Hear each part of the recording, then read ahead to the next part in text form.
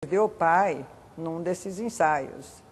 Isso foi patético, né? Ele aguentou os sensores lá e, de repente, cadê Adhemar? Ele estava indo para Sorocaba para enterrar o pai dele.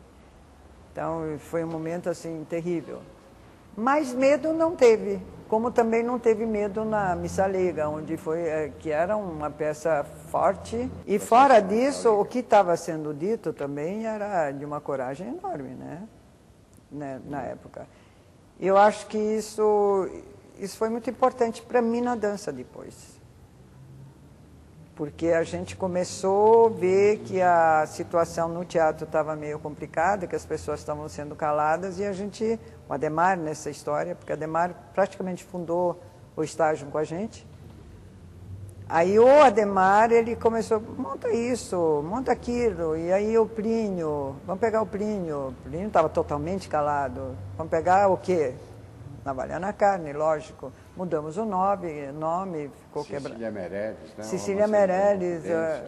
Para falar da opressão do poder. Nós passamos, durante vários anos, nós falamos de opressão, liberdade, esperança, e vamos para frente. Mãos dadas. Estava tudo dito lá, o que tinha que ser dito, em dança. Então, foi uma época muito, muito importante para a gente transferir esses problemas do teatro, que estava calado, na dança a gente podia fazer. E nós não tivemos censura, nós tivemos uma vez na vida censura em Belém para ver se a gente estava vestido ou não, mas nunca pelo conteúdo porque é dança, imagina a dança, lá pulando. É a arte da palavra, né? Estão pulando, estão dançando, é bonito. Teve uma outra coisa que talvez seja importante dizer, que é a Marie Farrar, que foi o primeiro trabalho de teatro e dança que nós fizemos. Que eu coreografei em silêncio, eu fiz a coreografia sem música, trabalhei com a Adhemar quase 2 meses dentro de uma sala de aula lá na Rua Sarandi, e isso foi antes do estágio. Ele foi o primórdio do balé estágio, que foi o Marie Farrar. O tipo de estético. Porque ele me dirigiu durante 2 meses, cada movimento, cada olhar, mas foi assim um trabalho fortíssimo. Aí ele chamou a Aracy Balabanian, então a Aracy fazia a coisa de brecha, esse distanciamento. A Aracy fazia de uma forma fria e eu fazia toda a parte emocional da coisa. Então isso foi uma experiência para nós fantástica.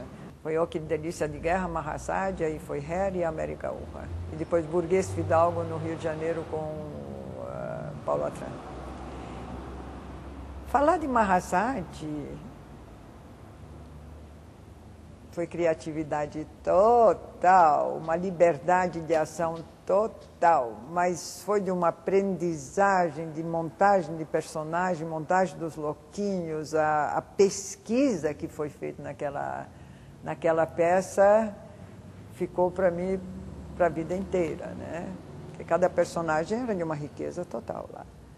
Mas eu tinha um Kuznets lá que era de uma preciosidade, que era um diretor de hospício, que cada dia ele trazia uma coisinha para ele desenvolver e fazer. Era uma coisa incrível, como ele trabalhava essa coisa da Stanislavski dele, né? E o Rubens Correia, que também era um ator de técnica, que para mim era tudo novidade. Ele levava o Adhemar dirigindo, ele devia ir para a casa dele estudar aquilo, no dia seguinte ele vinha com um manancial de loucuras, ele dava material para ser dirigido, né?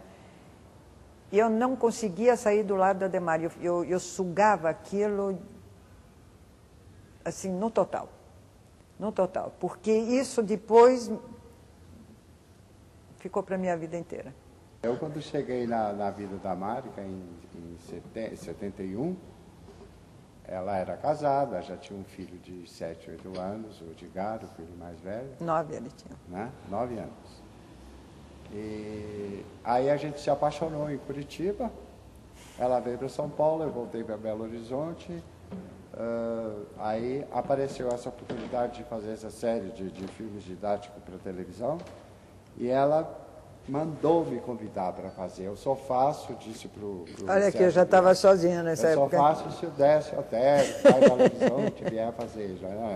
Eu relutei muito, porque eu já tinha um contrato para ir para os Estados Unidos, mas um dia eu desci aqui e me ficou a lembrança de Curitiba, daquele impacto diferente, né, que foi assim, praticamente uma admiração muito grande como pessoa e como bailarina, né, que eu conheci lá, e vim com essa coisa. E aí começamos a trabalhar para a programação da TV Cultura e fomos nos apaixonando lentamente, né? Lentamente, muito rápido. Não foi tão lentamente, né? Não, foi um impacto terrível, foi terrível. Foi terrível. Eu me lembro que uma noite fomos gravar o Padedê de Romeu e Julieta, né? E após Romeu e Julieta, disse, vamos fugir, nós dois, vamos fugir para Santos. Aí fugimos para Santos. Aí quando voltamos para São Paulo, a gangue da Marca Gidalho, o Ademar Guerra, o Petralha, o Fogos, mas a Marca desapareceu, o Décio raptou, esse rapaz que veio do Rio de Janeiro raptou, né? Todo mundo com medo, que não me conheciam. E aí começamos a entrosar, o Ademar me olhava assim de lado, ia ver as gravações do estúdio, aí começou a me dar conselho, assim, esporadicamente, e durante o processo, né, os anos, a gente se tornou grandes amigos. Eu, Ademar, posteriormente o Cláudio Petralha, que foi um pouco mais assim. Ele é siciliano, né? Ele era muito ciumento. Eles ficaram com muito ciúme. E aí chega o Cláudio Petralha, sobe as escadas e diz assim, Marica, eu vim te salvar. Eu vou me salvar de quê? Né? Mas foi um momento muito dolorido, né? Porque eu tinha um marido que eu gostava, mas não mais amava. E, de repente, veio o Décio, que eu acho que foi um momento histórico dos dois que acabou juntando isso aí. Não foi certo, né? Sabe aquela coisa que nós estávamos no mesmo momento e eu tinha muita experiência na minha cabeça, ele tinha muita experiência na cabeça dele. Então, a gente, juntando isso tudo, deu um casamento total. Não foi assim só... a gente tinha apanhado muito. Assim, como querer fazer carreira nesse país, né? Fazer cultura. Então, a gente sabia exatamente aquilo que não era para fazer. Isso com as minhas experiências, ela com as experiências de N grupos que haviam formado, e esses grupos dançavam uma vez, 2 vezes e terminavam.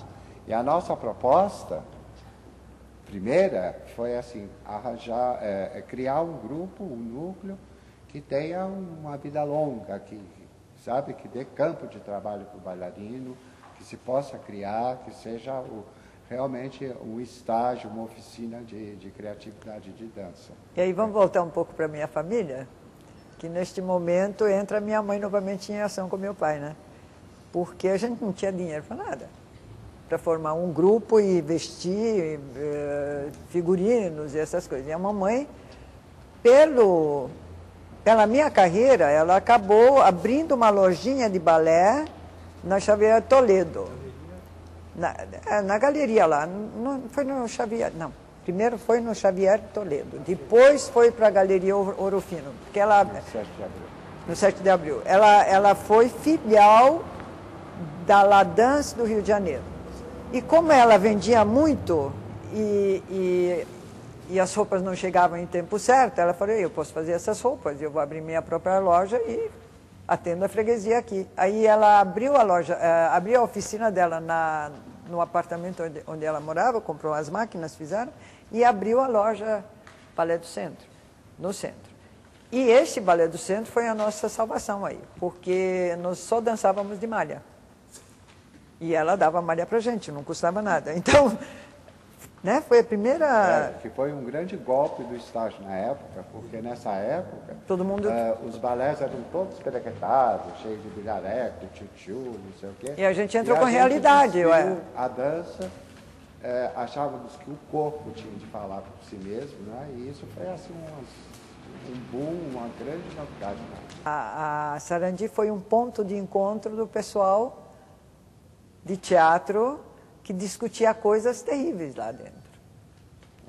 Vai. A Ruth, todo mundo vinha lá.